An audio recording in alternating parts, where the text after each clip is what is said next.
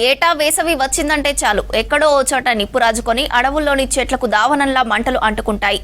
కార్చిచ్చు రేగి జంతువులు ఆహుతవుతుంటాయి. ఆకురాలే కాలం ప్రారంభం కాగానే పొరపాటున అగ్గిరవ్వలు పడినా అంతులేని నష్టం జరుగుతుంది.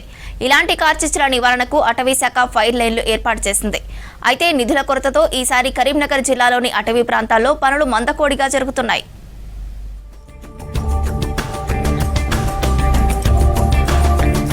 ఎండాకాలంలో కార్చిచ్చుతో అడవుల్లోని భారీ వృక్షాలతో పాటు గుట్టల వెంట ఉన్న వనమూలికలు, విలువైన వృక్ష సంపద, వన్యప్రాణులు అగ్నికి ఆహుతవుతుంటాయి. ఈ ప్రమాదాలను నివారించేందుకు అడవుల్లో ఫైర్ లైన్లు ఏర్పాటు చేస్తోంది అటవీ శాఖ.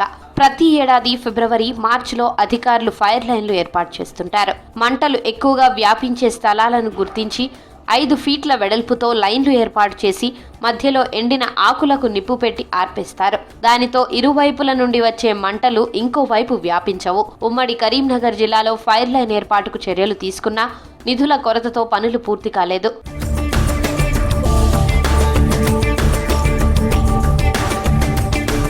జగిత్యాల, రాజన్న సిరిసిల్ల, పెద్దపల్లి జిల్లాల్లో వేలాది ఎకరాల్లో అడవులున్నాయి. జగిత్యాల జిల్లాలోనూ ఎక్కువగా ఆకురాల్చే అడవులు ఉన్నాయి.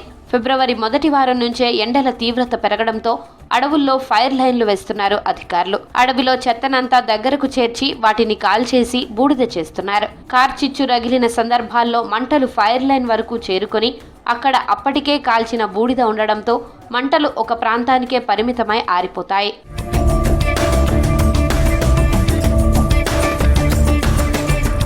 అడవుల్లో అగ్గి రాజుకోకుండా చర్యలు తీసుకుంటున్నారు అధికారులు. అటవీ ప్రాంతాన్ని ఆనుకుని ఉన్న వ్యవసాయ భూముల్లో చెత్తకు రైతులు నిప్పు పెట్టకుండా అవగాహన కల్పిస్తున్నారు. పశువులు, గొర్రెల కాపర్లకు అవగాహన కల్పిస్తున్నారు.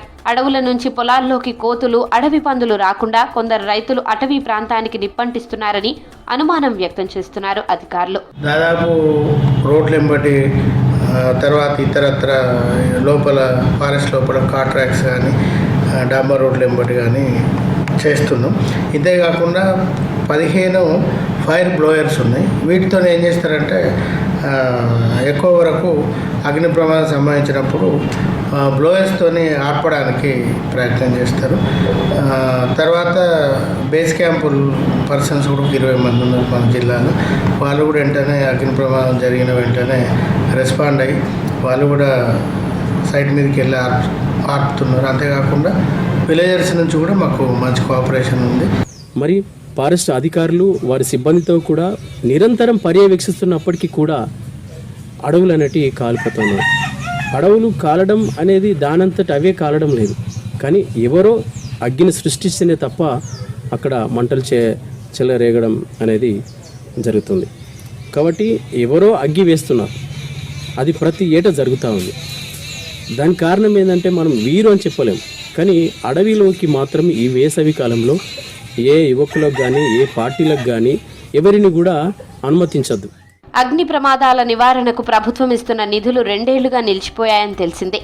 గతంలో జగిత్యాల జిల్లాలో అటవీ ప్రాంతాల్లో 479 కిలోమీటర్ల పొడవున ఫైర్ లైన్ ఏర్పాటు చేశారు. ప్రస్తుతం సారంగాపూర్ సెక్షన్ పరిధిలో 14 కిలోమీటర్లలో ఫైర్ లైన్ ఏర్పాటుకు ప్రతిపాదనలు పంపారు అధికారులు. అయితే 4 కిలోమీటర్లకే నిధులు మంజూరయ్యాయని చెప్పారు. మరోవైపు జగిత్యాల రేంజ్ పరిధిలో టేకు వృక్షాలు ఎక్కువగా ఉంటాయని, టేకు ఆకుల్లో ఉండే ఫాస్ఫరస్తో మంటలు ఎక్కువగా వ్యాపించి ఆర్పే వీలు లేకుండా విస్తరిస్తాయని తెలిపారు. ప్రస్తుతం నిధులు లేకపోవడంతో మంటల నివారణ చర్యలు చేపట్టడం భారంగా మారిందని తెలిపారు. మేము అడవిలో అగ్ని పడకుండా కాపాడడానికి ప్రయత్నం చేస్తున్నాం. ప్రజలకు కూడా విజ్ఞప్తి ఏంటంటే ఎక్కడైనా మంటలను కనిపిస్తే మా యొక్క నంబర్లు అందరికీ విలేజ్లలో ఇచ్చేసినాం. బీట్ ఆఫీసర్, సెక్షన్ ఆఫీసర్లు, రేంజ్ ఆఫీసర్ ఇమీడియట్గా సమాచారం అందిస్తే మేము తగిన చర్యలు తీసుకుంటామని హామీ.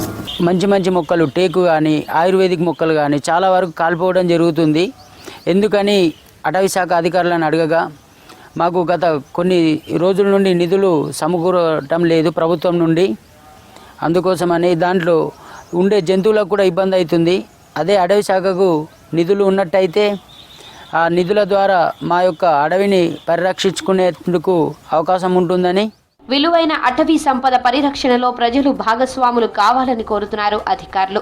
అగ్ని ప్రమాదాలు జరిగిన వెంటనే అటవీ శాఖ, పోలీసులు, అగ్నిమాపక సిబ్బందికి సమాచారం ఇవ్వాలని సూచిస్తున్నారు. సర్కార్ కూడా నిధులు మంజూరు చేసి కార్చిచ్చుతో వన సంపద బూడిదపాలవ్వకుండా చూడాలని కోరుతున్నారు స్థానికులు.